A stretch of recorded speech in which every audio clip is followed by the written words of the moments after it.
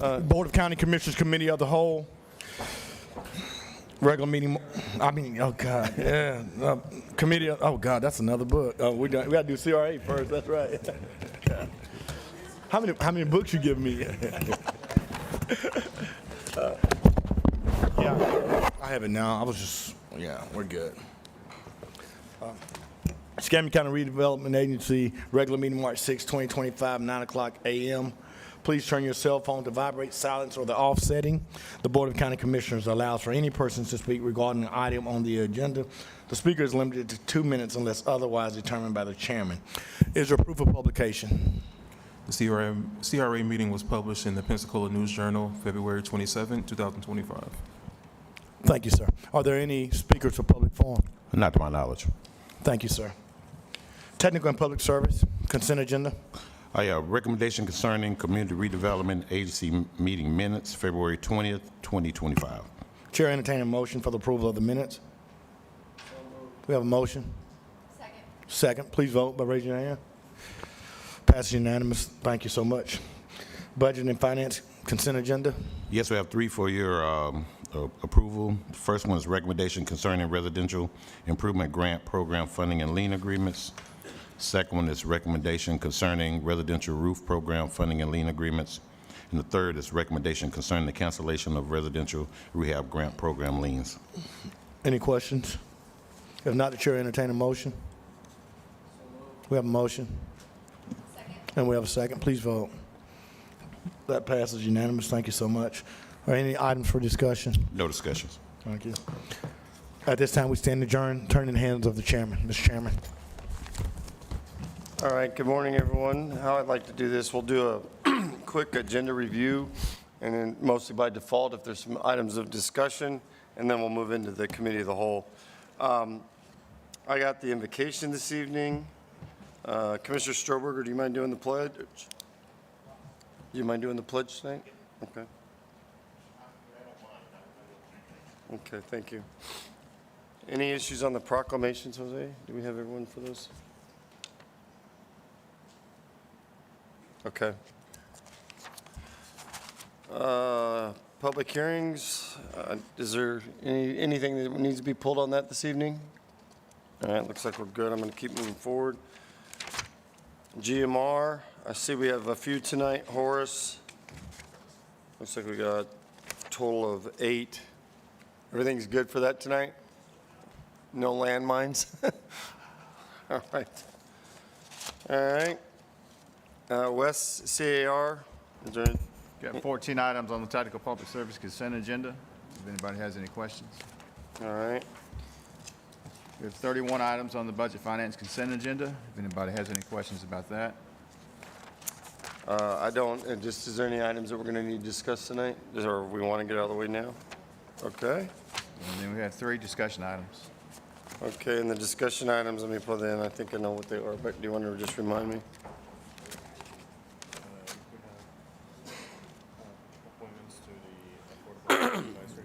Commissioner May, obviously 3 of the discussion items, one of them is the affordable housing. Or you want to have any discussion this morning, or you want us to wait till tonight? You know, I know that you got this base center thing, so I'll just reserve it and have the discussion tonight. Okay. All right, if that's it, then I'm going to go ahead and move forward with the CAL if there's no further discussion for the agenda. All right. So agenda review is ended. We will move into the committee of the whole. The committee of the whole is at order. Do you mind doing the pledge for the committee of the whole? Please stand.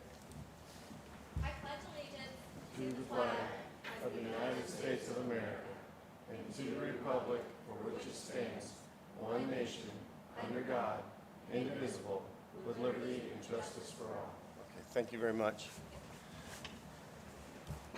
Has the meeting been properly advertised? Mr. Chairman, this meeting was advertised in the Pensacola News Journal on February 27, 2025, in the board's weekly meeting schedule. Okay, thank you very much. All right, I think we could move into talking about the discussion of our item today, which is the Base Center. And I appreciate everyone that's here. I sat down with several of you last night for a couple hours and had a really good brief. I appreciate your time last night. And I think what I'd like to do at this point is I don't know who Mike's going to start the brief, or if is it going to be Mike? Let's start with that and brief the board kind of what we did last night, and then as any of the commissioners have questions, we can go from there. Does that sound reasonable? All right, let's go. Mr. Chairman, Yes. what's your ultimate goal today? Well, my goal, you mean with the Bay Center? Yeah, with the Bay Center, yeah. Well, we have, okay, so tonight on tonight's agenda, we have to vote on if we're going to approve an extension, and if we wanted to look at ASM doing some design work in that. So there's two different options on that. So that's going to be a decision for the night. This morning, what I would say the intent is for me, for each commissioner to have input. So depending on what we do decide, the future of the Bay Center, we have collective thought on what we want to do with it, and that's kind of why this was the committee of the whole for me, to move forward with. Why? Did you have something else on your mind? No, I know that I've talked to Allison Patton and the mayor. I know that they may be doing a study as well. I just want to make sure that we're working in tandem with our partners at the city and with the mayor. So I don't know if there's been any discussion with him, with anyone other than myself or with staff. I see Commissioner Hobart nodding her head, so I just want to Yeah, I make know sure the that mayor was gonna all the give us- information is laid out, you know. Yeah, this is, in my mind, is an informational brief to set the precedent, and then obviously the mayor, as you know, has said he's going to give us an opinion paper or something. I don't know what exactly that's going to be, but still waiting on that, but I've heard that as well. Yeah, well, I think he's already announced that he's going to do a study or whatever, and I know there's been multiple studies, and so I'm supportive of this, getting off first base, but just wanted to know and be supportive of where you were, but to be inclusive, I mean, I think myself and you represent a small portion of the city, but two of us represent a large portion of the city, and I think that their input would probably be welcomed. I know in my district it would be. Sure, I want everyone to be included, so I'm fine with that. All right, any other questions before we get started? All right, Mr. Capps, let's go. Yes, sir. Thank you. Can I get some support on IT to get this up on the screen? Is Peter back there? Oh, there he is, okay. Perfect. Thank you very much. Michael Capps, General Manager with ASM Global at the Pensacola Bay Center. Thank you for having us today and having the opportunity to talk about the Bay Center and all the conversations that we've had with community members, stakeholders, and so forth. I was asked to give a quick update on the $10 million that was in progress right now, so I'll just touch base on that. That's projects that are going on that was previously approved by TDC and the board here with the new ice plant, the new ice floor, the new ice rink, the retractable seating around the lower level of seats, the parking lot repaving, taking out the old chain link fence, putting in a new, more aesthetic fence, new sound, new lighting, and the new locker room improvements. All that is to be done and completed by the end of September going into next season. That is $6 million out of that $10 million allocation, and the $4 million is remaining over the next 2 years.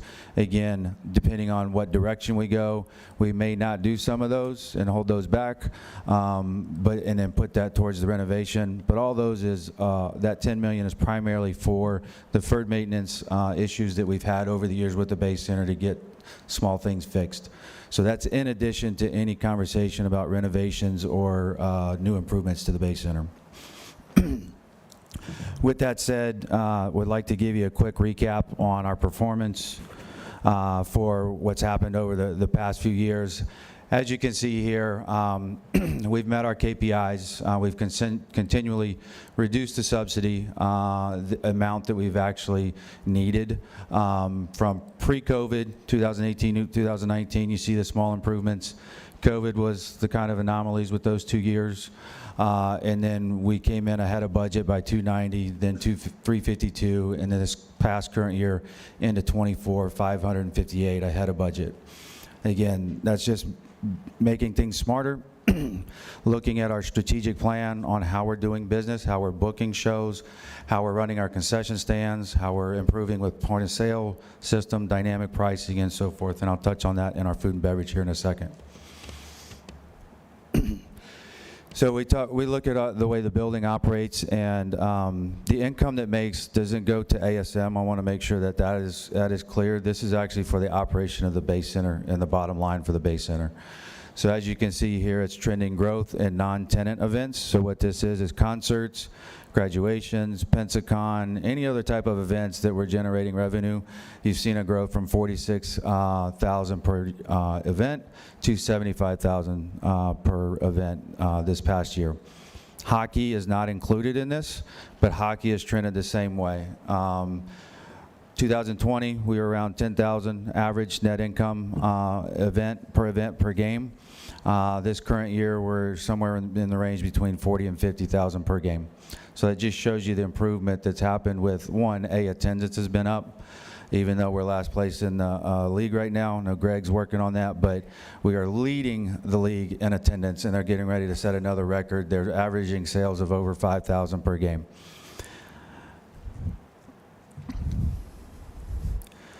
Focusing more in on our food and beverage, this shows you our growth of, from 2.58 million all the way up to 3.85 this current year. What that is leveraging our systems with our point of sale, our dynamic pricing, where we can look at adjusting what type of level event. So we could charge X amount for beer for this event, X amount for beer for that event, with some just the minor tweaks. Can really make a huge difference. But we also, with our dynamic pricing, we do things where we offer different food selections and options. One case in point is popcorn. We had one size of popcorn at one point. We added a large size, increased that price, so if somebody really wanted that, we could get a better return on that. But we offered a value size popcorn, so if somebody really didn't want that and they still wanted to pay $3 for popcorn, they could still do that. In addition to our growth, we've been able to leverage our Ticketmaster agreement to where those fees are retained more for the building's bottom line. And as people are moving more towards online ticket buying, more of those transactions are taking place. And instead of those going to Ticketmaster, they're coming back to the building and into the community here. With that said, that kind of sums up our performance. Today, I do want to introduce, and we have the head of our arena, stadiums, theaters, and convention centers, Mr. Doug Thornton. He's based out of New Orleans. He's been instrumental with the Dome operations there, and he can dive more into that as he's the expert in it. But he works on a lot of projects throughout the country and across the world with our company. We also have Grant Hall, who is business operations and strategy. He's our math wizard that can come in and tell you, if you add one point of sale, you're going to get X amount of dollars per person that's going to come in. And we can model that out. And as we look at our show growth and our increases, it's really more about that business strategy to get the return on investment for whatever our communities are putting into our buildings. And then we take that and run with it. He also works with our Room to Run report, which is an internal thing where we analyze that data, and then we can really look at it market by market, and space by space. So if a market our similar size is averaging $20 per cap, and we're averaging $15 per cap, how do we bridge that gap? And then we also have Jason Bray, who is our regional VP that oversees our building that I report to, and he oversees a few other buildings in the same size, shape. So we strategize, and then we can help work problems together throughout the different buildings. I say all that. Once Doug comes up, he's going to talk a little bit about our company, and then we'll dive into the renovation concepts of where we were, how we got here, and then look at next steps forward to receive your feedback and hear what you have to say and what direction you'd like us to go in. And I will kind of tee it off to let you know that we did do the facility condition assessment in 2023. That was completed in October. The concepts were delivered at the same time frame, as well as we got a draw schedule example from Populous. We did the amended version in May of '24, and at that time there was some work done on the sports facility through the summer, and then we came back with that final presentation that was made to the TDC in August. We revamped that again to grow that, going from the 30 million to a little bit more down at the Bay Center.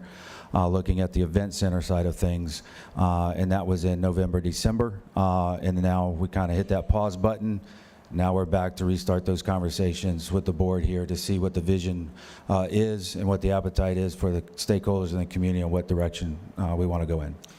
Hey, Mike, I have a quick question. I should have asked you this last night, but the $10 million that you got from TDT, when is those renovations supposed to be completed?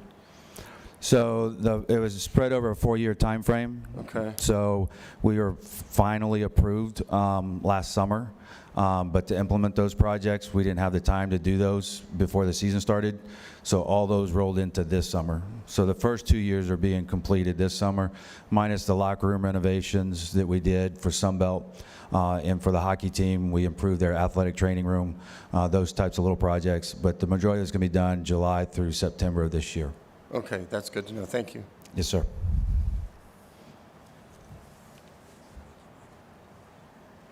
Mr. Chairman, good morning, members of the commission. My name is Doug Thornton. I'm the president of North American Venues for ASM Global. Many of you may know us formerly as SMG for many, many years. What I want to do this morning is talk a little bit about our company and the new ownership of our company and the capabilities that we have, and then we'll spend a few minutes talking about the Bay Center and some of the work that we've done here over the last couple of years to think about the improvements. So SMG was formerly owned, as you may recall, by the Pritzker family, the owners of the Hyatt. Well, through various iterations, our company became ASM Global when we merged with AEG, which is a big national concert promoter, content provider who owns what used to be the Staples Center, now called Crypto.com Arena, O2 Arena in London. AEG and Onyx, a big private equity firm, held us for 5 years, and just recently, August of last year, we were acquired by Legends Hospitality, which is principally owned by Sixth Street Capital, the Dallas Cowboys, and the New York Yankees. So we are now a partner with that group. What does that mean? It means that our company is twice the size as it was before. We have probably triple the resources that we've had previously. You know us as venue managers, which is our core, not only maintaining, improving, and booking and caring for these assets that are owned by municipalities, but now we have even greater capabilities in selling sponsorship, selling premium seating, doing food service, project management, construction management. All of those services have been overlaid into the ASM Global Network as part of the Legends acquisition. You saw some of the highlights there that Michael mentioned in terms of the performance. We're seeing that company-wide over the last 3 years. Our company is supported by folks like Jason Bray and Grant, who are with me, Grant Hall, who's with me today. And we have the ability to benchmark our success and compare buildings of similar peer sets among one another, I guess, across the country as it relates to per cap spending, revenue per show, and things of that nature to make sure that we're getting the most out of these buildings in terms of their financial performance as well as cost control. So we've seen great success in all of our buildings around the country. The live entertainment business has never been better. Our PACE reports for all of our concerts have been trending upward. You probably read about that. You see that in the Wall Street Journal and some of the business publications about people spending more money in entertainment. Well, that's the business we're in. So you're part of a large network of facilities. We have over 200 facilities in the U.S. alone, 68 arenas, 57 performing arts theaters. We run here right down the street, or right next door, the Sanger. We have 72 convention centers and 7 NFL stadiums, and we're working with 3 NFL teams right now on stadium development projects around the country. So you're part of that big network. So those are the resources that we're able to deploy here to be able to help Michael succeed in terms of the success that we've had. Yeah. So I mentioned our construction experience. You know, we've managed well over $7 billion worth of projects as ASM Global. Currently, Legends, our parent company, is managing over $11 billion worth of construction. Projects like the new Buffalo Bills Stadium that's being developed up in Buffalo.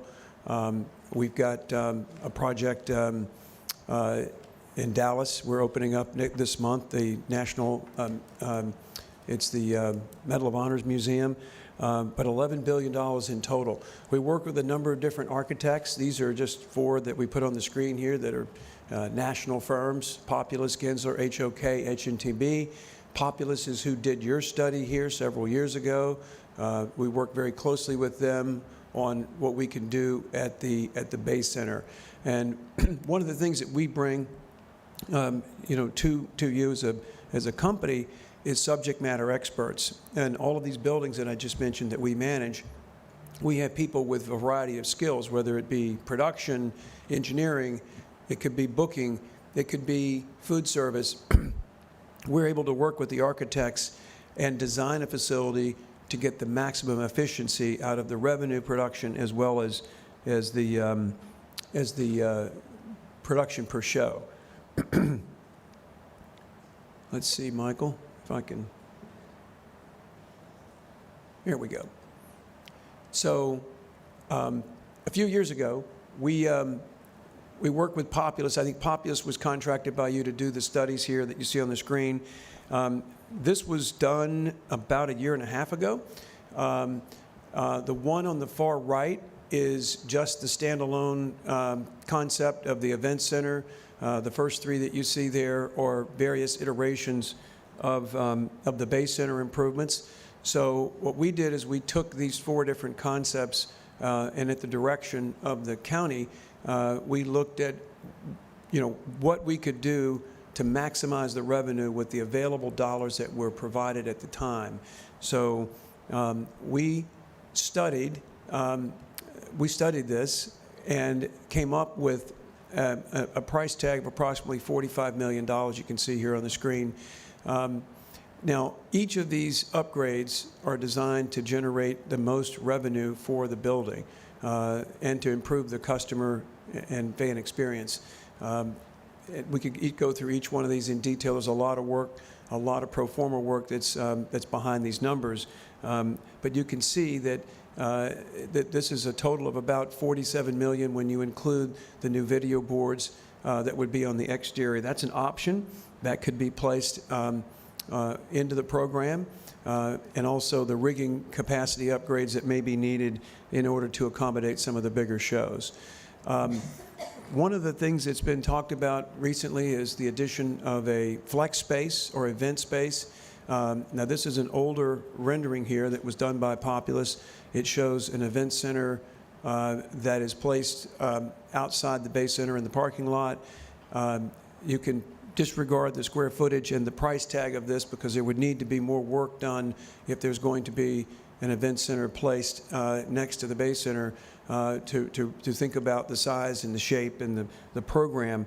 But this is an addition to the Bay Center itself and would be used for primarily youth sports and potentially a practice rink for hockey, which could be, again, flexed for conferences and convention activity. And this is just a general roll-up, if you will, of the total amount of dollars that would be needed. You can see we were given a sort of a working number of $85 million as a total price tag. So folding in the improvements to the Bay Center and including the event center, we'd have to work with Populus or whoever you select as an architect to determine the scope of the project and get a better idea of the actual cost on a per unit basis. So that's just a high-level summary of the work that we've done over the last year and a half. We probably need to bring this current because it's been some time since we've studied this. Of course, prices in the construction market have varied quite substantially over the last 2 years. So one of the things that we want to talk about is the extension of our contract. We think it's important for 2 reasons. One, you need to continue to operate the Bay Center, and I think you could see from the previous slides that Michael shared with you, the performance has been trending in the right direction. So we'll need to continue to operate the Bay Center while we're thinking about what improvements need to be done. And then the second thing is we believe that we can help you navigate that landscape and work with your team, the architectural team, to determine the best outcome, for the Bay Center. And if that includes the event center next door, we can help with that as well. So what we've done here is we've provided two options for the Commission's consideration. Option one is just a simple extension, for the 2-year period to continue operating. Option two is the same 2-year extension with no change in the business terms, but we would offer $200,000 to basically bring forward the Populous study, refine it, and have CSL, which is a company called Convention Sports and Leisure, upgrade the Crossroads study and do more of a market feasibility for both the Event Center and the Bay Center. So that's what we wanted to share with you this morning. We're happy to answer any questions. Mr. Chairman, if you don't mind, I just have a quick please. clarification question.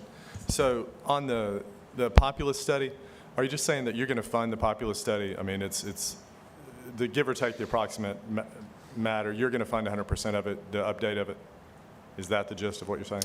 We would provide up to $200,000. We think we can do both the CSL and the Populous study for that amount of money, yes. Okay, so, I mean, if we're looking to provide the extension, how about the language say that you'll just provide the studies? We can do that. Okay. I mean, I rather than a set dollar amount, I wouldn't assume if it came in less that we would get, the spread, the delta between the 200,000 and whatever the studies were. So if the language just says that you'll provide the studies, then I would prefer that. And then That's not a problem. you clearly have an ability to negotiate with CS and with Populous and CSL. So. Right. Okay. Super. Good point, Commissioner right. Berry. Okay. Stefan, we can update that. Okay.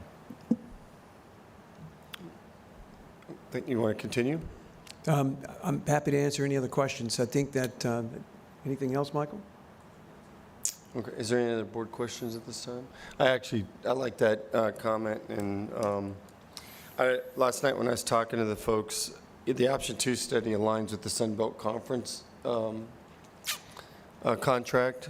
It's something that, obviously that's good for our community as well. So we'll see where you all want to go, but I kind of know where I want to go. All right. Okay. I do have a study. I know you mentioned that you manage several other facilities that are similar. I'm assuming that all of us have received the emails asking for additional ice sheets in Escambia County. Is there an ROI study or a anticipated rate of return as far as investing in a second ice sheet versus not putting that second ice sheet in? Or do you have a recommendation there? We don't, we'd have to look at that. We talked a little bit about that last night. I think there are two ways you can go with a second sheet of ice. One is just to basically build a roof structure with an ice plant, which would be probably the most efficient in terms of the cost. If you wanted to do something bigger than that, that would be more for tournaments and community. It might cost you more money. It's going to be fairly expensive to do that, and I don't know if that's something that the hockey community or particularly the hockey team would need. I think the second sheet of ice would be beneficial, and there's probably a way, we talked about this yesterday, probably a way to combine the ice rink with the event center so that you've got a flex floor, because the glycol unit and all the equipment is located in the concrete floor, so when you're not using it for ice hockey, it's just a concrete floor that you can convert and put sport court on top. I think that's something that, Robbie, we need to just to make sure everyone understands. Last night, when I know Ray's in the back, but you have the 50,000, which is event conference, but that other 25,000 opens up for PSA to do a lot more sporting events, and that's why it needs, in my opinion, to be a flex space at a minimum. If the hockey, obviously we can do that as well. And then you look at if you can bring, what they said, we could actually bring in quite a bit more conference stuff with that space as well. And I mean, I don't know that we're going to firm up that part of the discussion, Yeah. but as we talk about it, I mean, I'm supportive of the larger, finding a way to have the larger space, adjacent. But, the ice issue, I think one thing that we need to consider as we as we as a board talk about the additional ice, is the impact on the current facility that the additional facility will have as far as opening it up. There are times that, there are certainly times now that demographic that would like to utilize the ice, they're unable to do so because there are other events going on in the Bay Center which wouldn't be going on in that Bay Center going forward. Those events would be moved to the adjacent facility, which would free up space at the Bay Center. Any additional ice, I think, is a much bigger discussion, but I think I think we're missing the mark if we're not considering the impact on the current utilizers by having an adjacent facility and the amount of space and time that that's going to free up with what we already have and especially the capital that we've already put into additional ice infrastructure into the current Bay Center. I think there'd be a lot more potential for utilization. Commissioner Hoffberger, you have a comment? Actually, it's a question, and it's just because I don't have the background on it. Michael, you mentioned deferred maintenance, that we were kind of catching up on some of that. Who's in charge of the maintenance schedule for the Bay Center and then the execution of that schedule? SMG has been in control of that. We do annual inspections with the county. We do monthly PMs. We go through all that rigor. However, the funding amount has been controlled by the county, and we've been allocated $200 per year since day one. The building's been open 40 years, and that number has remained stagnant. There's been a mechanical upgrade with HVAC once. The seats have been replaced once. The sound system has been replaced once. The ice plant is now being replaced. That's the major, I'm sorry, the last one was the video boards that we put in with Sunbelt. And at that time, ASM came in with $450,000 to help with that. That project was just under $1 million total to do those video boards. Okay, and if we're looking at investing such a huge amount, which I think is great, is there a recommendation on how much we should budget per year for maintenance going forward? Absolutely. Right now, there's a working number of taking that 200 to 500 per year and on an annual basis.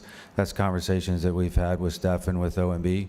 And I think both of us, and he can speak for himself, but I think we're both in that number range. Okay, great. Thank you. So that's a three. Stefan, did you want to comment? I saw you jump up and sit back down. I could see you wanted to share something with us.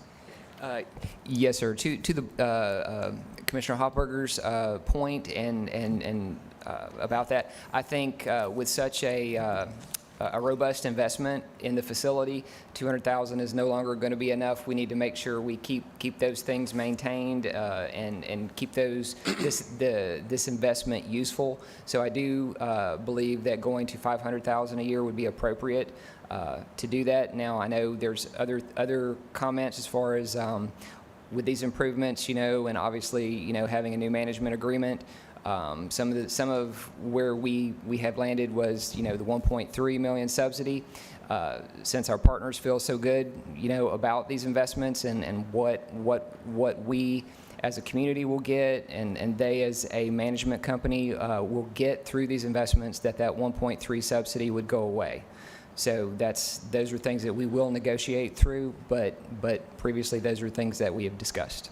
Well, and that's that point I brought up last night, because that's, I know every commissioner up here has been told, why is the county subsidizing 1.3 million? And I think whatever we move forward with, which I would like to do something bold, we have to know that the return on investment is going to be there, because it's a risk that we all have to take, and there's some political capital when we do that if we're going to lose money. So, but I think you have a good business design. I feel confident with what you presented with me last night. I think we can move forward. A little concerned on, the ice, like you said, Commissioner Berry. The ice folks have, lobbied really hard. The ice time currently goes from 8 till midnight almost every day. If you've seen those schedules, there's a lot of opportunity there to do something else. And I don't know if it needs to be there or somewhere else in the community. And that's not sure, but that's my opinion on that. Yeah, I mean, we do just also have to remember that asking a lot doesn't necessarily mean that that's what you get just because you ask a lot. I mean, I think that's something that's important to remember, in this discussion as well as other discussions that we may have. Just because you want something to happen badly doesn't mean it's our responsibility to, deliver that, so. Commissioner May? Thank you, Mr. Chairman. And first, let me thank Michael Capps on what you're doing at the Sun Belt. See, Ray Palmer. I can't, think of anyone that's doing a better job as a public servant than you, Mike. So I certainly appreciate it. Mr. Chairman, I don't see this facility as just a tourist development venue. I see it as a quality of life venue. Rather, we're using it as a shelter in a storm, or rather we're using it for a graduation for Pensacola State or all of our high schools. I mean, it's right there at our district where our districts meet, and it is a part of our downtown. It is a part of local quality of life, whether it's hockey or whether it's a concert. I mean, it's not necessarily, something that brings people in from out of town all the time, but it does. And so I have no problem with it being funded out of those funds. But if we look at any progressive city, and if you're looking at hosting a state basketball tournament or an indoor soccer tournament, or you think of hosting our high school basketball games, not just the Sun Belt or UWF or PSC or things that happen in the city, it's part of the residents. I think that the school board should be at the table. I think the city should be at the table. I think it should be a mixture because, quite frankly, we are toting the entire load of funding it. And so if people are going to have input, they have to have, input, but with dollars. And so, I mean, it should be a universal center that's being used all the time.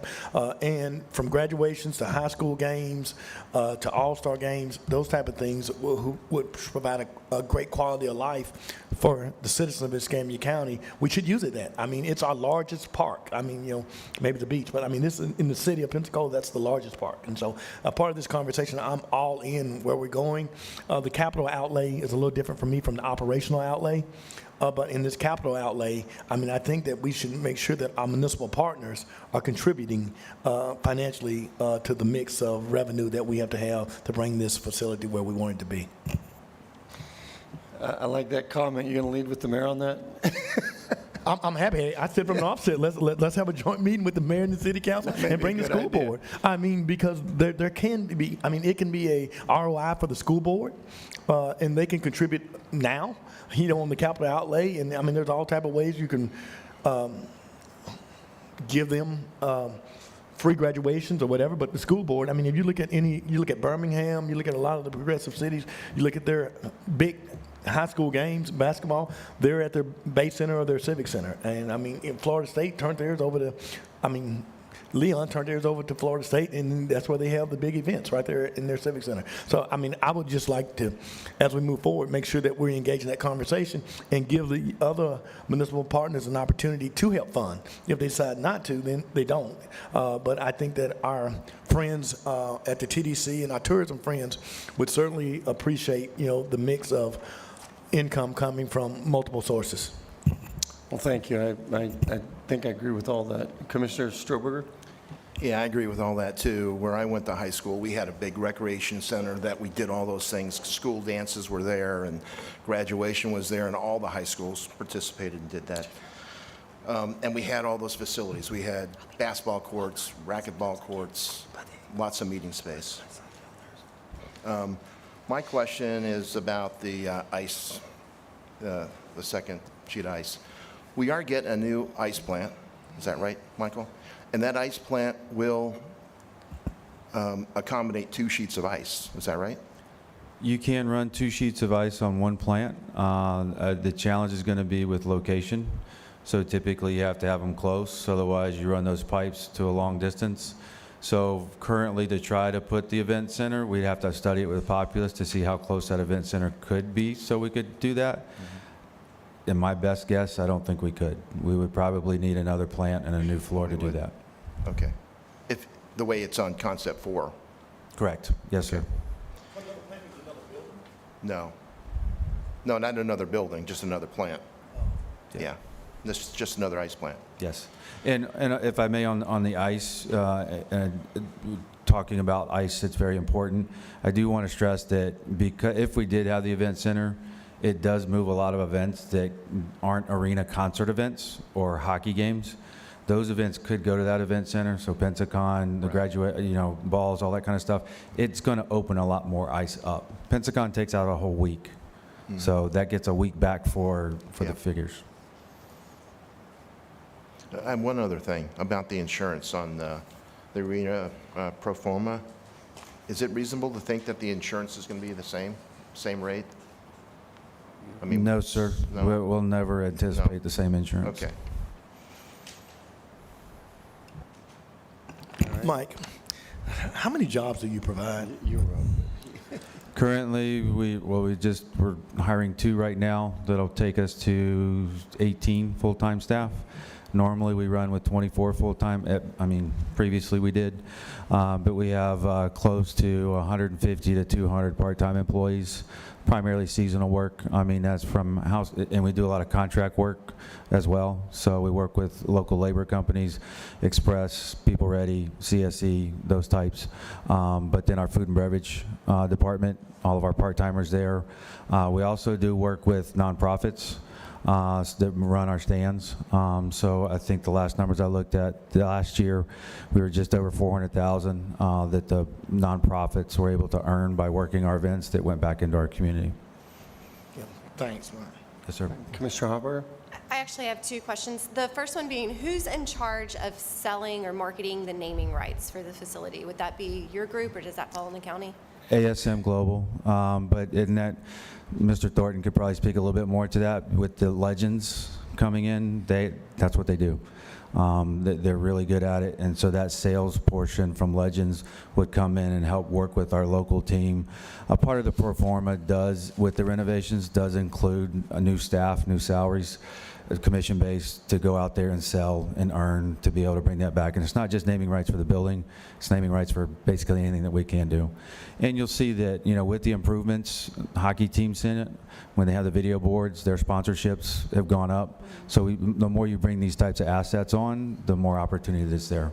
There is a cap in our market, and we're not a huge market, so we're not going to get $1 million, $5 million naming rights, but we could get $400,000 to $600,000. Okay. And then when it comes to, I know convention space is a huge deal, and that's something we want to see because we want to bring in regional conventions. Moving that to flex space and making it space that you can use for volleyball tournaments or cheerleading tournaments, and then also using that for convention space. Have you seen that done in other markets? And if so, what has been the success rate of those facilities? I'm not currently in the convention space. Mr. Thornton can speak to that, but I think ultimately what we're looking at and trying to fit within the budget is once you get into that true bigger conference convention center, the price is just too much that we can reach. So we feel that we can serve the market and what we can produce from the sports side. It's proven, it's there. You look at our competitors to the east and west of us, they have these sports facilities, but they don't have a 10,000-seat arena adjacent to it. So then you bring in these flat floor competitions, and then you run your championship in a big arena. It's a completely different experience. So that would differentiate us from somebody else and that make us more competitive. I think that's something that we would want to review with the architects and the planners. The answer is yes. Probably the best example we can give you is one we discussed yesterday. Enrico County, up in near Richmond, Virginia. It's a space that's it's a big facility. It's over 100,000 square feet, but it's a flexible space that accommodates youth sports as well as conferences and conventions. You kind of have to be one or the other because when you go to a conference meeting space is usually very nice finishes, whereas an athletic facility can be just a roof and playing courts. So to be able to design it in such a way to where it can be flexible, you can do that. We just need to figure out what the intended uses are, and we'll have to have a design to budget. So the answer is yes, we can accommodate it. And that's what the populous study would help us do, is to determine size, do a test fit, what's the program, meaning the design program, what are the intended uses, what's the benefit to the community. These event centers that we're talking about are not going to be cash flow positive. They're community recreation centers that are going to generate economic impact for you in terms of tourism, hotel taxes. It'll help the restaurants. So you'll get your return on the investment through the visitors, as opposed to the Bay Center, which is going to be a revenue producer. If we can make those improvements that we shared with you on the screen, those were all defined by revenue production. There will be a return on the investment, which, as Stefan said, will help lower that deficit or erase that deficit, whereas the event center is going to be an economic demand generator for you. So we'd have to design it to accommodate both, but I think the answer is yes. We have examples that we can point to. And you said Rico County. Can you give me the name of that facility? Enrico County, it's called the Enrico County Sports and Event Center, I believe. We can get you the details on it. It's a converted shopping mall. Well done. Yeah, and it accommodates a wide variety of sports and youth recreation events, from volleyball, basketball, cheer competitions, and some different types of convention spaces that would use it as trade show floor. Awesome. Thank you so much. Okay. Commissioner Mann? So just for a point of clarification for me, do you think that you think we can incorporate the event center and the conference center all on the? That's something we'll have to study. I think there's a way to do it, and I'm giving you a precedent example with Enrico County where they have done it.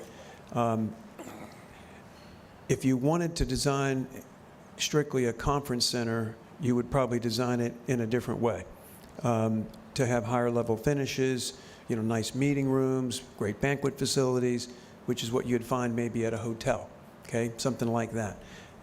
If we're talking about designing something that's going to attract youth sports and be a conference center that can accommodate what we call flat show events, meaning trade show, convention gatherings where you have, maybe theater-style seating with a podium, you could do that with an event center and probably even accommodate your hockey floor in the off period. Now, that's going to drive the cost up, but you could probably, there may be a way to do both. All right. And I guess we'd have to do the study. I mean, obviously, I support, we need both. Because, all of us go to a lot of conferences, and, we would have the ability. I think we have one facility on the beach, and I think that, through the relationships, we probably could use a conference center. But I guess my question would be, is it feasible to put both, or would they be independently standing alone? That's, I guess, question one. And then question two, has there been any discussion with the hotel next to the Bay Center and with the tech park with the vacant land that we have? We haven't had any discussion with the hotel. I would defer to Michael or Ray on that. But with regard to the location, the size of the building, and the design program, that's what we would want to study. That's all part of what we would want Populous and CSL to take a look at and come back with a more definitive cost estimate for you, a schedule to how it can be phased so it won't impact the work, the ongoing operations of the Bay Center. You don't want to shut that down for any period of time. And by the way, we just completed a $550 million renovation of the Superdome around Four Saints seasons. We did have to shut down for a couple of months in the off season for 2 years, but it can be done. You can wall off certain areas, no different than if you're building, restaurants in a shopping mall and still operate at the same time. It's not ideal, but renovations like this take place around the country all the time. But that's what we would want to study, Commissioner, is the feasibility, the size of it, and the location to give you the most effective output. Commissioner Mann? So this would add to the, I'm sorry, Commissioner. No, go ahead. No. I was going to make a comment. I just want to Yeah, question. go ahead. So a new Populous study would be different from the current Populous study that we had done, I guess, in 2023? Because I know, Steve, I don't know how many you can remember, but I know that we've studied the Bay Center with multiple studies, I think at least 2 or 3 since I've been on the board. I just want to see what gets us to where we need to be without continuing, giving people false hope and doing just studies. Obviously, we need a plan. But I know we've studied this thing over and over, but now we're telling you something new, so maybe it has. I'm just trying to understand what's going to be different from another consultant. Let me see if I can answer that. There really has not been any sort of design work done on the event center. So that needs to be undertaken. And I would recommend that if we like the program that we were sharing with you earlier, some of the ideas that we put forth with regard to the renovation of the Bay Center, those need to be refined. And we need to have more than something than just a concept. We need to get, basically to a schematic phase where we can start pricing and get real numbers, estimates in terms of construction cost and phasing and scheduling, which will help us define, what it's going to take in order to finish the job. So I think it's not just a study. I would consider it to be more of a conceptual, schematic design of these facilities. Because we're moving from assessment, which they already did. Yeah, we've already done the assessment at the Bay Assessment Center. and concept. We need to start getting architectural designs. Well, I think that's right. It's the next step with the Bay Center in terms of design, because I think we know the what. We know the what we want to do there generally. Now we need to see, structurally, can you move those walls? Can you do this without, building a new wing? And then separately, we need to look at the event center, if that is the desire of the commission and the county to move forward with a flex space. That hasn't been conceptualized.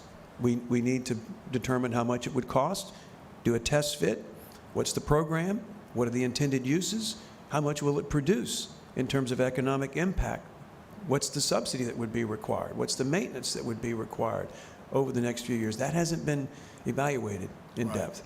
Oh, no, thank you for that clarification. One other question. In terms of the naming rights, and I've recommended, a long time, and Steve, you've been here, naming rights, whether we're at the CNN Center or the Mercedes or whatever. So you have the naming rights to the Bay Center. Is that to name the building, or who has the naming rights if we wanted to name it the Mike Kohler Bay Center? I mean, what does it cost, and who controls that? Well, first of all, it's the You're the only one county. up here that can afford it, Mike. It's the county asset. So we're your agent, and you would delegate the authority for us to go out and market and sell the name and title. Now we have some thoughts about how that can be done. As Michael mentioned, I think what I'll call a rebranding of the facility with the improvements gives us the calling card, if you will, to go to the corporate community and say, we've got a new center, we got new activities, we even have an event center next door. Let's put your brand and celebrate that. Now, most of these naming rights deals are done through civic patrons. I'd say half of them are not just for the advertising, but they're also done because of the B2B or B2C relationships that they can have in their own community. You see this a lot. Where local companies will sponsor name and title of an arena. So we have, through our combined companies now, through Legends, we have the ability, as Michael mentioned, greater than ever before. We had the ability before, but now we have even a greater ability to be able to bring in national companies. Our company, Legends, sold the name and title to SoFi Stadium in Los Angeles. They've sold, I think it's over $20 billion worth of name and title sponsorships across the country. So we've got national professionals that do this, and we would bring their expertise here. But the key is rebranding the facility. You've got to make improvements. You've got to do something different. It can't be the same old Bay Center and just stick the name up there. You've got to give people a reason to want to invest in that. So that's what we would need to work with you guys to develop, I think, over the next few Well, years. the economy of scale, some of our friends who are getting naming rights on Garden Street and Main Street, particularly attorneys, and I kind of know the performance and what they're paying. When we brag on all the traffic that's going to the beach and all the traffic that's going downtown, and we have the visibility for I-10, I think that we're missing a real opportunity to put a name there, whether it's a civic name or whether it's one of our professional athletes or whatever. I mean, that's a real opportunity. And I concur with you. When we rebrand it and make it newer, it's going to be more attractive.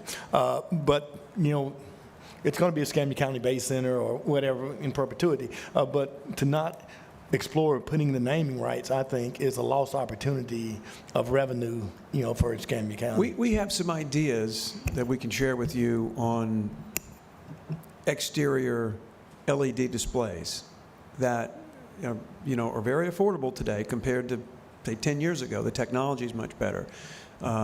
As a way to do exactly what you just mentioned, and that is capture the eyeballs that are driving to the beach, okay? And that's one way that a company is going to get a return on their investment is through brand recognition. But the other way, of course, is going to be through, like I said, the business-to-consumer relationship. So it's important to be able to try to identify companies that are local or regional, whether it's a grocery chain or maybe the banking sector or possibly insurance sector. God knows they need the help down here, right? So we would help identify those companies that are in this region and with the rebranding of the facility, be able to go out and market it on your behalf. But the answer is the commission would be the ones that would have approval rights of that deal. Right. We would just be your selling agent to go market it. Right. Okay. Well, it's the largest building downtown. We spend a ton of money on marketing, tourism, and we have a huge billboard there and a huge piece of property with a lot I'll be right of back. traffic that should be utilized in our tourism program, in our marketing Yeah, program. Michael put an image here. This is just an image that, again, for illustrative purposes, but this is a product called Media Mesh that could be designed on the exterior of the building, and it may just be on one portion of it. And I think there's another slide here that actually has a really good image of how this application, applies to a larger scale format. But there are ways to put the name and title on the exterior of the building that are very affordable. So these are just concepts. Again, we would want to refine it, but when we say rebranding, that's what we're talking about. Yes, sir. Thank you. Thank you, Mr. Chairman. Okay, let Commissioner Berry, and then we'll just come back down and with comments. Do you have something you'd like to? I have your word count. Do you have a meeting? No. Go ahead, Commissioner Berry. 1 minute to 10, baby. Gotcha. So I was just going to say, before we break, Ray Palmer is here. I'd be interested if Ray had any comments about the discussion. I don't know that, with the event across the street this evening, I would think that Ray would probably be, trying to advocate. You want to bring him up? Is that what you're? Yeah. Come on up, yeah, Ray, if you have a comment. Yeah, if you didn't mind. I would assume he'd be advocating on our behalf this evening, probably across the street, so maybe not here. And Steve, and I'm glad Ray, and I see Greg Harris is here, and we talked a lot about hockey, so if Greg had something, I would also ask that he be allowed to speak. Mr. Yeah, I Chairman. actually would like Greg. I saw him walking late. Greg, I got your text this morning. If you want to make a comment, come on up after Ray. Greg, you want to go first? Well, don't ever give me a microphone because I always have something to say. First, this is a wonderful transformational day.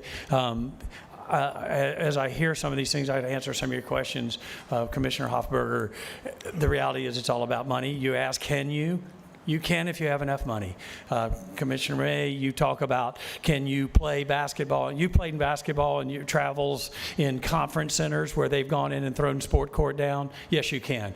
But for every new knife blade you put in that Swiss Army knife, you're taking the quality of the other components away in some capacity. If you want to be the purest of pure, you build something specific. So as flexible as we can be, I think, is very positive.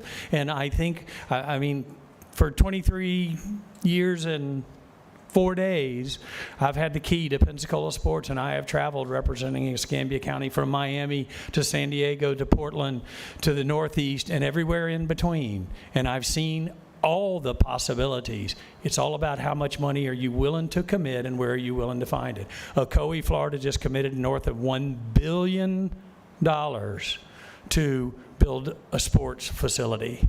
$1 billion in this small community outside Orlando. So it's a marvelous day and opportunity for our community. We can do whatever we are committed to do. I think we have a phenomenal partner right here with assets that we need to abuse them and take advantage of their references and their capabilities to provide us opportunities and examples of what other communities are doing for us to evaluate how do we go forward. But what a great day for this community. And thank you all for your consideration of moving this asset that we have forward for my children and grandchildren, what I now up to 7, by the way, brand new twins. Thank you, Ray. Greg? I know you have a pretty big vested interest in the. Oh, yes, no, absolutely. I mean, good morning, Commissioners. Thanks for having me. Yeah, I think, I can echo a lot of what, some others are saying. It's great that these conversations are at the point where they are right now. It's serious. We're taking a serious stance on what we want. I strongly agree with Mr. Thornton here about, hey, the studies have happened how many times over the years. Now it's time, let's start to figure out what on earth is going on. What can we do? I know there's limited funds and capabilities that everybody has to come together on, and I think that's where I think the more conversations that can be had of all the stakeholders getting in the same room. What I always say is let's get together, let's pull in the same direction at the same time on the same rope, and I think that's how we can progress this forward. In terms of what that looks like, ultimately it's up to you five. I think whatever strongly impacts our community the best, because I know it's been talked about, this is a generational type of investment. It's not going to happen every year, hopefully not. But in terms of, just going back to the, hey, ice or no ice, whatever it is, we talked about it last night. If you look at youth sports, yes, basketball, volleyball, but if you look up, if you can Google the most expensive youth sport in North America, ice hockey is going to be the top. There's a ton of money there. There's a ton of opportunities to host tournaments with that second sheet. And if you combine it, if you're able to, what Mr. Thornton had talked about, something with a convention center, 100%. I think everyone can agree that is something that's definitely needed in this area. We need something of bigger capacity that helps, that side, the hoteliers, the tourism industry in that sense, and then also bring it back together, not just for, local basketball, local volleyball tournaments, local hockey, ice sports, whatever it is, but to bring in different people from different areas for tournaments, for competitions, just like basketball, just like volleyball. So I would strongly feel, and obviously I'm a proponent of, and I've always been, anyone that knows me, I'm a full circle type of guy, a two-way street type of guy. Let's figure out how we can all figure this out, because there's different times.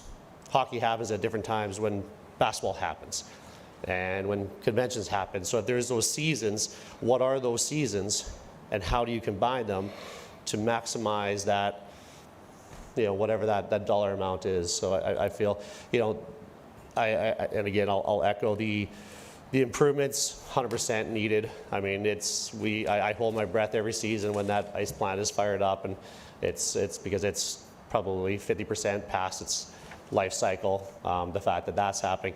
Because things like these, we've been able to, and the assets even, and it is proven, just like the investment that has taken place with the video boards, we've been able to utilize that. Now, how I view that is now it's my responsibility to make sure my team, I have the best people on my staff that can maximize and utilize that to increase the fan engagement and experience, to bring more people to the base and to bring more people downtown and impact, everybody involved. So that's how I think, that's my view. And so again, I'll just say that I'm not taking a wishy-washy stance. It's like, no, something needs to happen. What it is, I think we just all need to get in the same room and pull on the same rope at the same time. So. Well, thanks, Greg, and thanks for having nice flyers here and adding that to our community. No, my pleasure. Commissioner Stroberg? I agree with everything you said. I've had the ICE folks come into my office to talk to me, and not too recently they were in Jacksonville, and they said their economic impact in Jacksonville for a tournament over a weekend was like $44,000. That's, my heart rate's high, sorry. I got a life alert.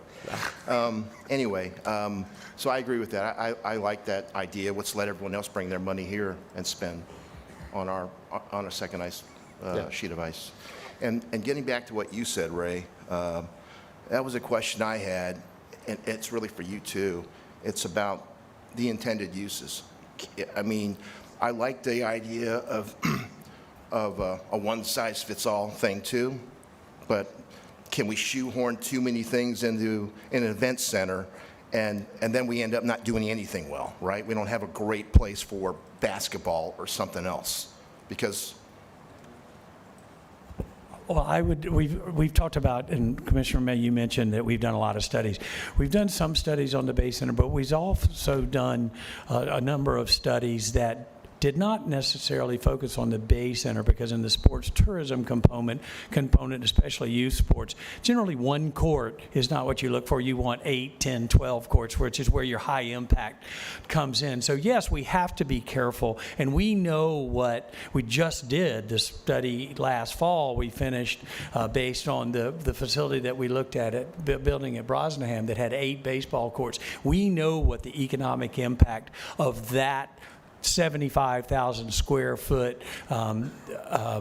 clear spanned area can produce as far as a return on, especially into the tourism industry. So yes, we have that, and that's exactly what Greg said. It's so important that we get everybody to the table, because we can get too many. That's like that blade, that knife you pull out, and each one of them's quality gets bad, and then the competition and again, I'm talking sports tourism, but it's the same thing in the conference business. Sports tourism is growing, continually growing, but the conference business is now coming back up as well. So we have to be careful that we don't get a bunch of dull knives. right, yeah, I agree. Thanks. Commissioner Hopper, I'm sorry. Yes, Commissioner May mentioned making sure that we have all the interested parties at the table, which I agree with. But one of the ones I wanted to highlight was also Florida West, which has the property right across the street. I know they have a couple offers on the table, and I would like to make sure that the county and whatever partner we go with is also working with them, because I think there's room for those spaces to work together. They've got 2 or 3 offers on the table. Those people are going to need places to park during business hours, but then it's going to be a vacant parking lot in the evening and on the weekend. So how do we work with them to maximize that parking so it's also a benefit for the whatever center we build there? And I'm going to jump in for Commissioner May, because he always has a No, lot I just more want to, I words. agree with you, and I've said that to Florida West over in Sandestin. I give. What I was going to tell you is the mayor asked on this, and I know that the tech park's on the table as a COA or an option of if we don't work, something doesn't work out with, PDC and that property, that property could be looked at as an addition to this project. Were you done? Okay. I want to share a couple things with you. Back in 2000, and this is why this is kind of, I think we all have an interest in making change. The building's outdated. Our neighbors to the west of us, Mobile, spending $300 million. Your competitor, OVG, which I talked to with Allison Patton the other day, and I shared everything with these guys last night about what they told me. But I think we have a much better venue with the beach and our downtown. But we got to do something very positive here, right?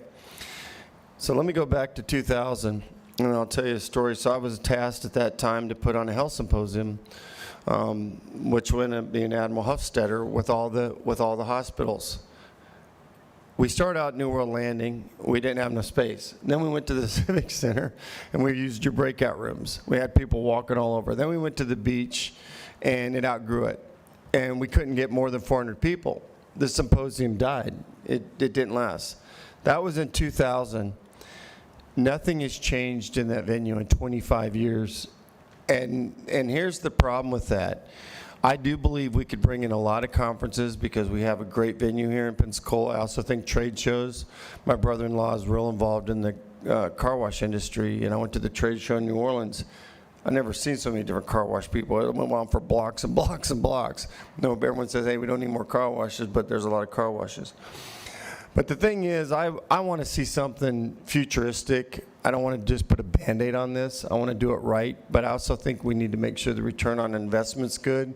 Ray, I hear what you're saying with the Swiss knife, but I think that space for me, the flex space needs to be flexible, and like I told Greg, maybe we look at moving the ice rink somewhere else. Every major university in the state of Florida has an ice rink except UWF. You know, I don't know if that's an option, but I think all that needs to be on the table. But I'll share this with you as a quote I've heard many times when I was in the service by General Shinseki.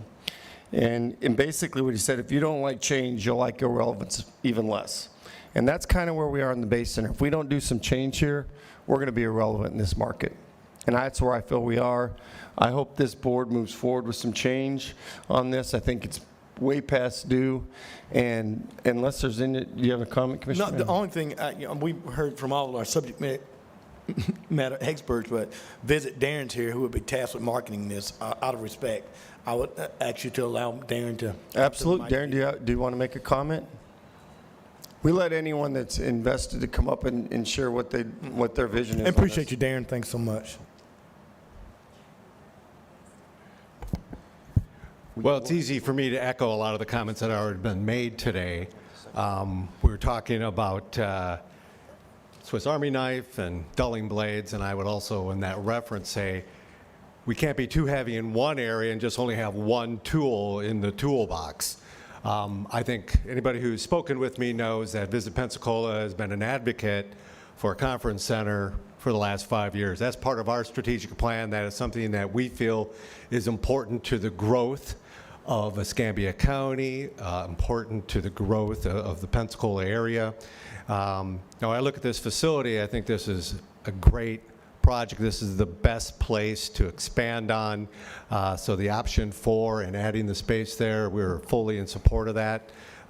We talk about flex space. I also agree that for us to be able to sell to meeting and conference planners who we talk to, and I have a list. We have 281 pieces of business that we have collected over the last 4 years that are interested in coming to the Pensacola area but can't because we don't have the space. 75% of that business needs 100,000 square feet or less. 35% of that needs 50,000 square feet or less. When we talk to meeting planners, it's not an issue of our airport capacity. We talk to our peers up in Mobile, and they're like, you guys are missing a boat. You're losing business to us because you don't have the space. There are people that are flying into Pensacola that then go to Mobile, or they're going over to Orange Beach, or they're going to Destin. So I think that, our ability, and if we talk to the folks at the airport, they'll agree that a conference center would be a significant draw to grow airlift for the Pensacola area. So I see this as a great opportunity to add to the Bay Center to make the necessary and needed improvements to the Bay Center. So at Visit Pensacola, we're fully in support of this. We'll continue to advocate for the importance of meeting and conference center space. Just one more thing. There was a conference that we held last fall that originally started with Commissioner Bender. Visit Pensacola got involved because we're trying to find space and the right dates, and we worked very closely with the Hilton out on the Pensacola Beach as well as the Holiday Inn to try to figure out how to shoehorn that conference in there, and we're able to make it work. And I know there's a lot of folks that really felt really proud of having those folks here and really got great feedback from the attendees. But that's probably a conference we won't be able to accommodate in another year or two as those things grow. And that's a shame, because I'm not concerned about not only what we can bring into the market. When we talk about growth, there are so many local organizations and events that if we don't add this event center space and do it the right way, we could lose not only existing events, but there's so many nonprofits and service organizations that hold fundraisers that are really can't grow because there's no space to do that in. And I think so that's why I'm excited about this proposal, and you have Visit Pensacola's support. And Darren, I appreciate it. I think that was the Florida Association of County Innovation and Policy Conference that was held, and I know that there were several speakers. I know the clerk spoke. I was engaged, and Commissioner Bender took the lead, so thank you for your help. And Mr. Chairman, I'll end. I think, that we've kind of said everyone needs to work together. I think the prime example is what Mike has done, Mike Capps and Ray Palmer and Darren in just the Sun Belt tournament. I mean, it took the city contributing. It took Pensacola Sports taking the lead. It took Mike and Caps and SMG putting it together. I mean, because we really had to bid and go after this Sun Belt tournament that other cities were competing, but collaboratively they were working together and we were able to achieve it. And so I think when we have all these partners coming together with all their ideas, we're going to be able to get it moving, because I think the consensus is to move it. I'm with you, Mike. There's not a cheaper time to build than today. You know what I mean? Let's get it before the tariffs kick in. You know what I mean? So, it's coming. Okay. Mr. Chairman, one last comment from me. And this conversation made me think about it. We work with municipalities and jurisdictions like Escambia County all over the country. And one of the things that I think we can help you with is we're looking at the space planning. We can also help you with the plan of finance. We talked a little bit about this last night. We've been working with Stefan quite extensively over the last couple of years, but projects like this not only need a great design, to produce the revenue, the outputs, if you will, from the building, but they also need to be constructible and financeable. So that's something that we can help you with too, as we go down through this planning process over the next several months. Well, thank you for that. And did you have another comment? But even as a shelter, there are federal FEMA grants, there's community block grant money. There's a mixture of funding. So I don't want to lower the bar in terms of quality. Let's shoot for the stars and figure out how to pay for it once we get what the desires of the community is. We're trying to buy, a Mercedes. We're not trying to buy, we're trying to get the top of the line. So let's figure out what we want, what we need, and then let's figure out how to finance it. All right. My goal is to end this in the next 10 minutes, but go ahead, Commissioner Okay, Struber. I agree with that. I don't think our goal is to spend as little as we can. I think we want to need something that's going to last. And I think we've seen lots of examples of where we probably underspent when we were expecting growth, whether it's I don't want to bring it up, but like a roundabout in Perdido Key or something else, where we just did a poor job designing and producing something. We can do better. No comment, but if you read the traffic design, you wouldn't have built the roundabout. All right. Is there any other comments? All right. So I know we had a decision tonight on ASM's contract. Please look at those. I think we'll have a discussion. I know you guys work well with Stefan. You can tell there's an interest in this body to do something, I think, bigger and better where we end up. I'd like to see us move forward sooner than later. I think everyone kind of shared that. So in closure, I'd like to thank all of you for coming, giving us your time. I thought this was a good brief for us to hear everything. We'll work with the county administrator. Stefan, are you going to charge the stage? Do you have one last comment? Yes, sir. One last time. So again, to your point, we did have an item on the board's agenda tonight, which is again to a 2-year extension for the SMG contract. What we will need to do, if the board sounds like there is support from the board, for the populace study to have that included, which that would mean that we'd need to do a minor addendum. So we probably would need to drop the item tonight and bring it back to the second meeting here in the month of March. Why would we need to drop it? Why can't we just amend it for because we'll have to work through basically an addendum to the agreement. How much is the study? Language. Well, Commissioner Berry had the right comment. How much is the study? See? Oh, okay.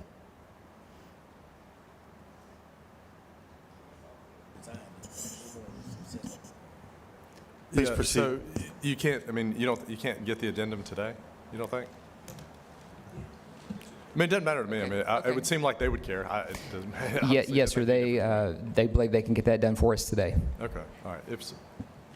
And so, Steve, it's not the assessment. This new study is going to be actually the designs of what we're looking for from Populous.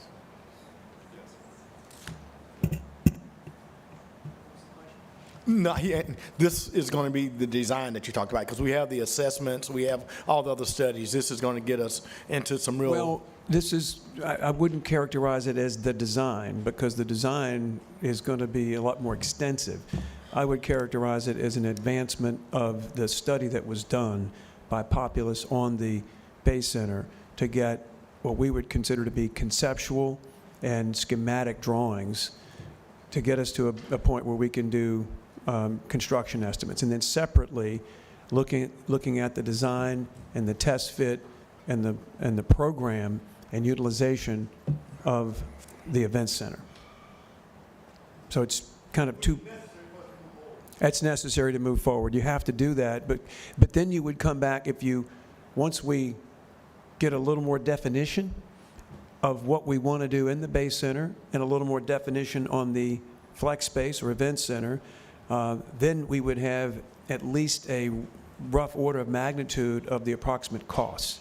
And what I would see happening then is the board would vote, the commission would vote on a funding package, a not to exceed number, whatever that may be. And then we would have a design to budget. Then you would engage the architects to actually start the design process, and followed by the construction. Yeah, I'm good. I mean, my only question, Commissioner Berry or Commissioner Kohler, what's the difference between this and what the mayor has launched in his study? Do we know? I mean, he announced it in the Yeah, press I don't think we know what he's proposed yet, so I can't I thought answer this that. was more community input. Did I misunderstand that? Okay, we can. Well, we'll still have we can to reach out and ask that, right? Yeah, we could reach out, and of course, we're going to have 2 public hearings and all the normal stuff we have to do anyways for public comments. So I think between now and where we get, we'll be able to answer those questions. But I need to wrap up here because we got something going on. But I want to thank you all for, again, and all the comments. I think that we're going to move forward in a very timely manner, and I look forward to working with you. And I really do thank your time last night. I learned a lot, and I think it's just great that you guys spent your time coming here. And go Saints. All right. We got a couple other things here on we have a shade meeting tonight, right, Allison?